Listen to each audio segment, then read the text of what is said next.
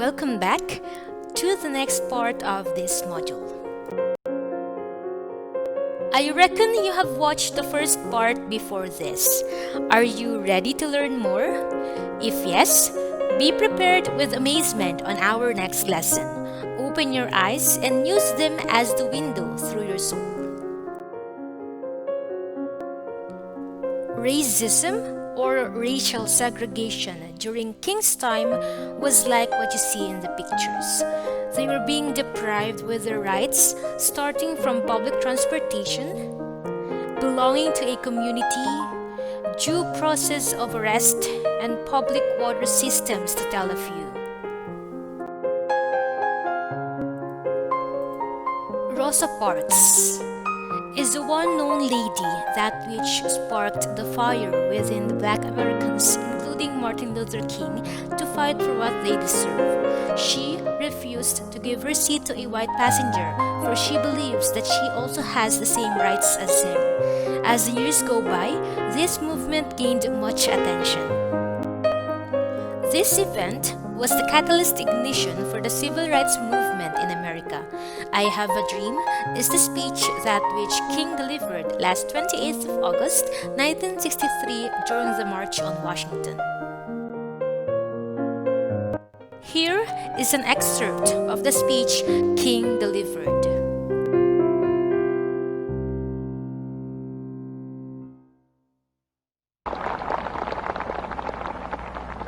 So even though we face the difficulties of today and tomorrow, I still have a dream. It is a dream deeply rooted in the American dream. I have a dream that one day this nation will rise up and live out the true meaning of its creed. We hold these truths to be self-evident, that all men are created equal.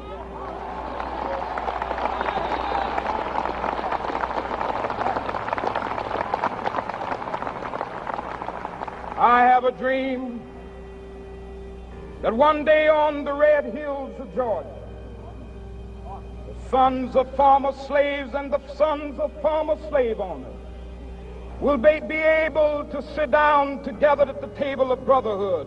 I have a dream that one day,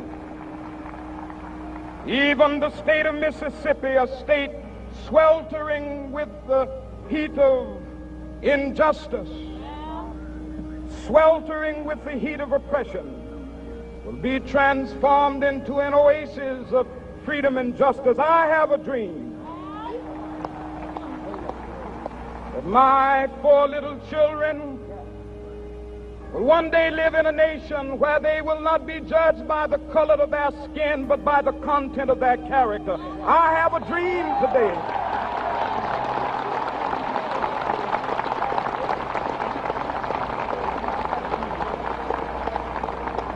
I have a dream that one day down in Alabama, with its vicious racists, with its governor having his lips dripping with the words of interposition and nullification, one day right there in Alabama, little black boys and black girls will be able to join hands with little white boys and white girls as sisters and brothers. I have a dream today.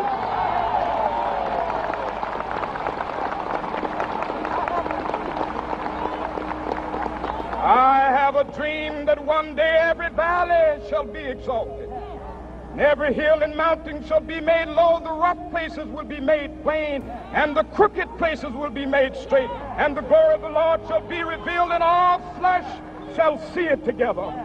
This is our hope. This is a faith that I go back to the South with. With this faith, we will be able to hew out of the mountain of despair a stone of hope. With this faith, we will be able to transform the jangling discords of our nation into a beautiful symphony of brotherhood. With this faith, we will be able to work together, to pray together, to struggle together, to go to jail together, to stand up for freedom together, knowing that we will be free one day. Free at last, free at last. Thank God Almighty, we are free at last.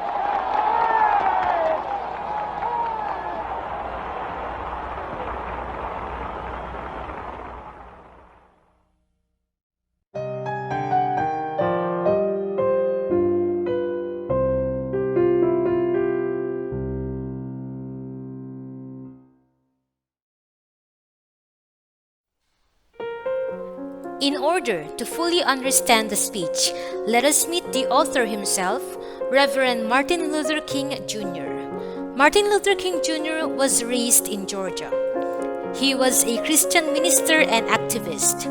He became the most visible and eminent figure of his time, the civil rights movement in America. He was given the Nobel Peace Prize in 1964. I Have a Dream by King is one of the most memorable speeches of all time. Through this speech, he was able to somehow light the unity and equality that they longed for so many years. He employed the oratorical strategy of verbally embracing American civil religion in order to hold America responsible for its uncivilized negligence of its own constitutional virtues. Much of the greatness of this speech is tied to its historical context. Let us take our focus on the 7 key lessons in speech writing that can be extracted. Number 1, emphasize phrases by repeating at the beginning of sentences. The use of anaphora is evident throughout the whole speech. Phrases such as 100 years later, now is the time, we must, I have a dream, and more show this.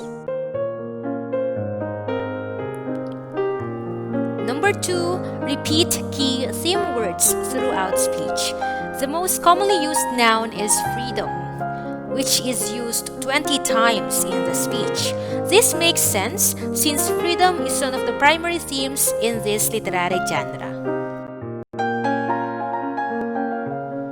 Number 3, utilize appropriate quotations or allusions. Consider the allusion used by Martin Luther King Jr. 50 years ago. This refers to Lincoln's famous Gettysburg Address speech, which began 47 years ago. This allusion is particularly poignant given that King was speaking in front of the Lincoln Memorial. Another key lesson in speech writing that we can extract from this genre is number 4, the usage of specific examples to build a strong argument. One way that Martin Luther King Jr. accomplishes this is to make numerous geographic references throughout the speech. We have go back to South Carolina, go back to Georgia. I have a dream that one day on the red hills of Georgia, the sons of former slaves, and let freedom ring from the Stone Mountain of Georgia, which is his birthplace.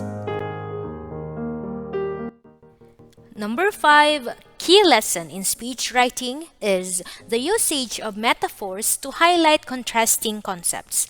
One of the interesting things about this speech is that they tend to influence the way the hearer understands something, even when the hearer does not recognize that a metaphor is being used. We have here 2 examples: joy's daybreak to end the long night of their captivity, and the Negro lives on a lonely island of poverty in the midst of a vast ocean of material prosperity. Number 6 is the use of simile to explicit comparison. The comparison may be directly or indirectly. Unlike metaphor, simile is clearly seen through the use of a word or phrase such as like, as, similar to, or resemble. Here we have examples. This momentous decree came as a great beacon light of hope, and until justice rolls down like waters and righteousness like a mighty stream. And lastly, the use of metonymy to express association.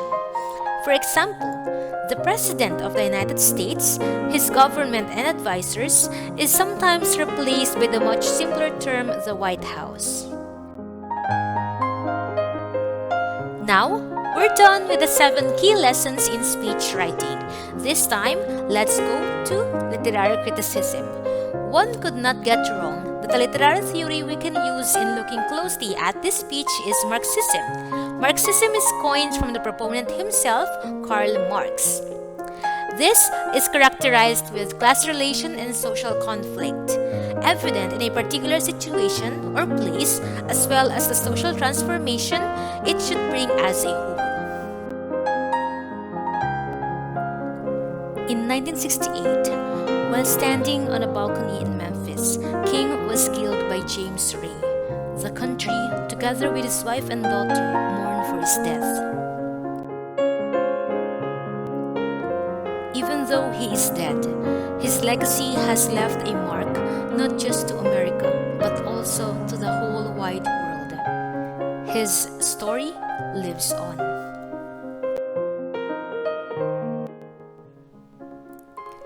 That will be the end of our module number 6. I hope you learned a lot, students. Thank you for listening.